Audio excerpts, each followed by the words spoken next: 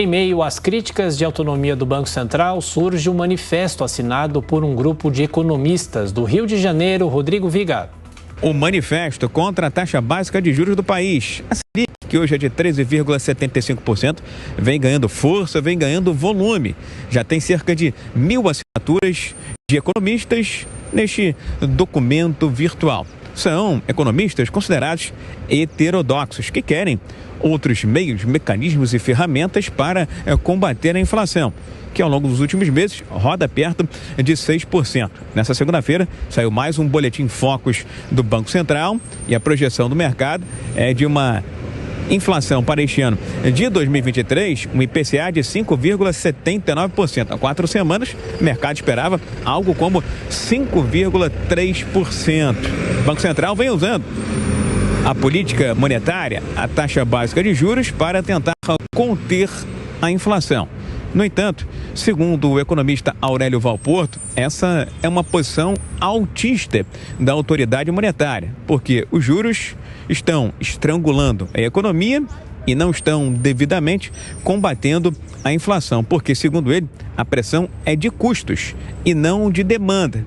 No entanto, Aurélio Valporto acha, assim como a maioria dos especialistas e ouvidos pela Jovem Pan, que esse debate sobre a taxa básica de juros precisa ser feito, mas ao fazê-lo publicamente, em tom de campanha, acaba gerando instabilidade, incerteza e sendo prejudicial para a economia brasileira.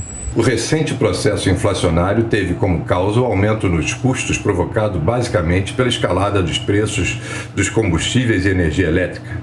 Nesse caso, o aumento dos juros não combate a inflação. Pelo contrário, aumenta o custo financeiro de toda a economia.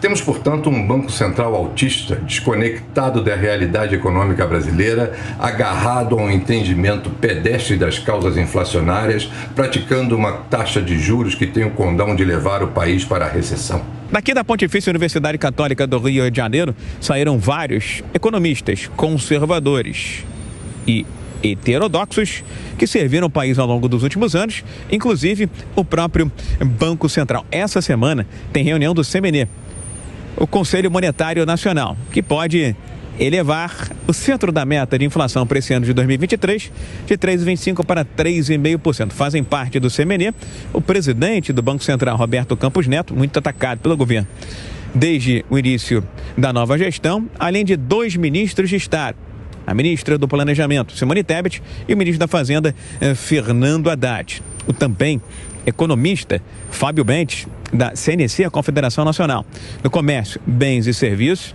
acredita que esse debate público em tom de campanha é prejudicial para a economia e para a sociedade brasileira. Para ele, há motivos e justificativas para uma Selic tão alta, de 13,75%. São questões estruturais e conjunturais. Na visão de Fábio Bentes, há outras ferramentas que podem ser adotadas, mas a solução viria só no médio e longo prazo. Entre elas, o aumento na concorrência entre os bancos e a redução da inadimplência da população brasileira, como o Programa Federal Desenrola, que está sendo lançado. Algumas medidas poderiam contribuir no sentido de reduzir os juros, como, por exemplo, estimular a concorrência bancária, mas isso leva tempo para maturar, mas existe o programa, né, já anunciado, ainda não oficialmente pelo governo federal, que é o Desenrola Brasil, para tentar diminuir o grau de inadimplência e com isso permitir uma queda dos juros.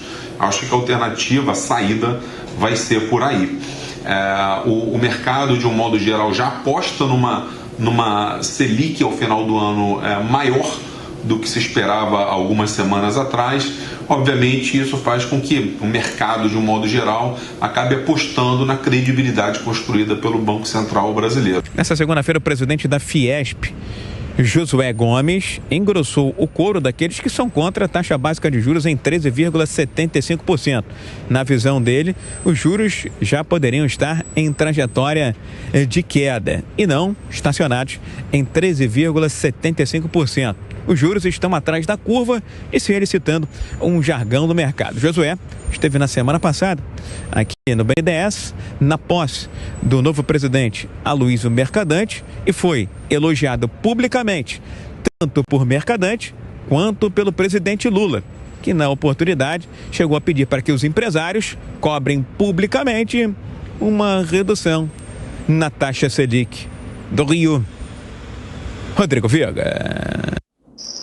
Essa crítica de que há uma discussão pública sobre a taxa de juros e que isso causa instabilidade, não percebe que é justamente essa a estratégia do presidente Lula. Quer dizer, se não fosse uma discussão pública, a pressão que ele conseguiria exercer sobre o Banco Central, sobre o Campos Neto, não seria a mesma. É um sentido basicamente, inteiramente político dessa estratégia. O que Lula está fazendo é impondo uma agenda, impondo uma discussão, que é o que está acontecendo, inclusive fazendo com que economistas de diferentes linhas apresentem suas ideias, seus argumentos a respeito da taxa de juros. Quais são os objetivos de Lula? 2 objetivos, basicamente.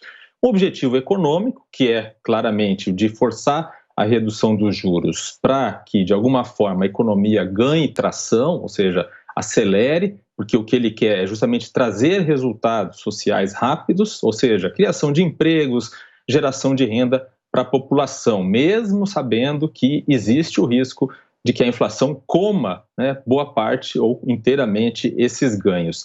E o outro objetivo, né, e aí nessa questão da economia, obviamente porque os economistas que aconselham Lula estão convencidos de que há espaço para redução de juros e que o risco de inflação alta não é tão grande. Eles podem, obviamente, estar errados. O outro objetivo de Lula é político. Ele está querendo mostrar que quem está à frente do Banco Central é um indicado pelo antecessor, Jair Bolsonaro, seu adversário político, e supostamente, né, é insinuado isso, esse indicado por Bolsonaro estaria, de certa forma, tentando sabotar o atual governo. Então, o que Lula está fazendo é plantando uma semente para um futuro bode expiatório. Caso a economia não ganhe tração, não se acelere, ele vai poder dizer que isso é culpa do indicado de Bolsonaro no Banco Central, Roberto Campos Neto. Então, é esse o sentido da estratégia de Lula de fazer um debate político sobre isso. Um sentido econômico, que pode não dar certo, pode dar errado, e o sentido político, que é, se não der certo, ele põe a culpa em quem indicou o atual Banco Central.